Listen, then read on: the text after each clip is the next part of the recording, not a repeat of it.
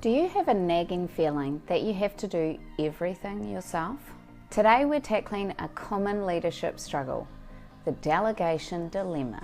Are you running a one-person role in your leadership show? Leaders wear many hats and juggle many priorities. And if you're trying to do everything yourself, then you are potentially setting yourself up for burnout and missed opportunities. So what is your barrier with delegation? Do you worry about what your team will think of you or perceive you as dumping tasks on them? Let's be honest, sometimes delegation can feel like you're just giving away work, not empowering your team. But that is a misconception. Delegation is about trust and growth, not burdening everybody else. Now maybe you're not worried about giving other people tasks. Your delegation barrier is more around the fact you don't even know where to start. Don't worry, we've all been there. Let's tackle both of these barriers. First up, perception.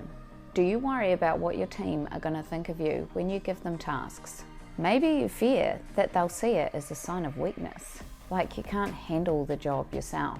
Or perhaps you're concerned that they'll feel like you're dumping undesirable work onto them. But here's the truth. Delegation is the exact opposite of that. It shows your team that you trust them and their ability to get tasks done. It actually empowers them to take ownership and responsibility in their role. Think about it. Wouldn't you rather a team that feels challenged and engaged rather than one that feels stagnant and underutilized? Now, delegation isn't about giving away all of the easy stuff. It's about strategically assigning a task that matches with your team's strengths and development goals. It's about fostering a collaborative environment where everyone feels valued and contributes to success. Now, maybe perception isn't your issue. Maybe you just feel really overwhelmed with the idea of trying to assign work. You might be thinking, where do I even begin? Especially if your plate is already overflowing. You might be tempted just to dig in and do it yourself. Here's the thing, taking that extra 10 minutes up front to delegate effectively can save you hours and your sanity further down the track. Let's break it down into manageable steps. Step 1 is a bit of a brain dump. Grab your pen or your favorite note-taking app and list down everything that is on your plate in terms of projects or tasks. This gives you a really clear picture of your workload and potential delegation opportunities. Step 2 is to prioritize and categorize all of those tasks. Rank them in terms of importance and urgency. Then categorize them based on the skill set that's required to complete the task.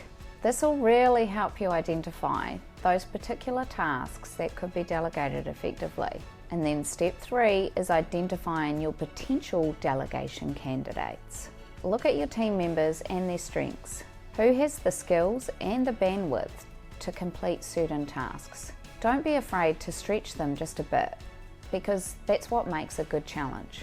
And growth often happens outside of our comfort zone. And then step 4 is the quick delegation meeting.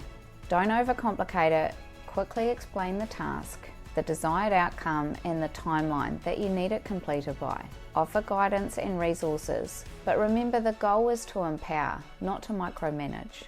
Look, it might just seem faster to do it yourself in the moment, but trust me, building a culture of delegation really pays off in the long run.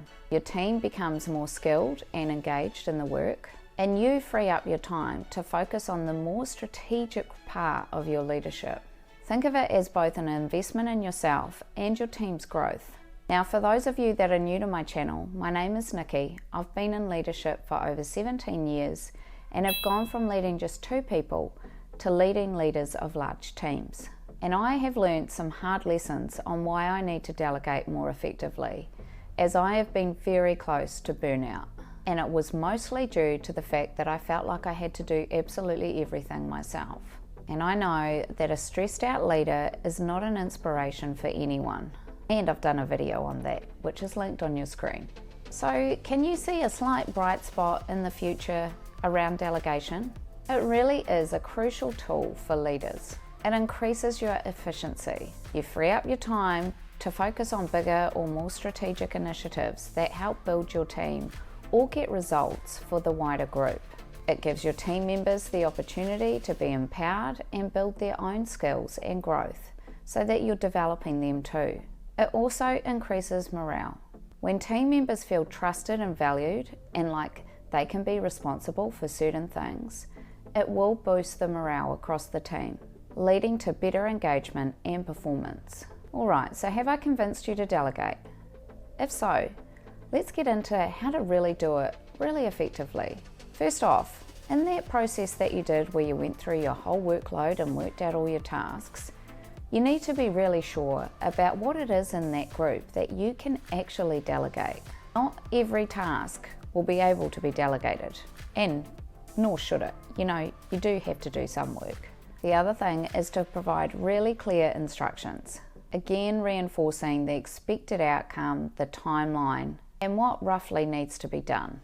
Ensure that your team member has the resources and the skills that they need to be able to do the task effectively.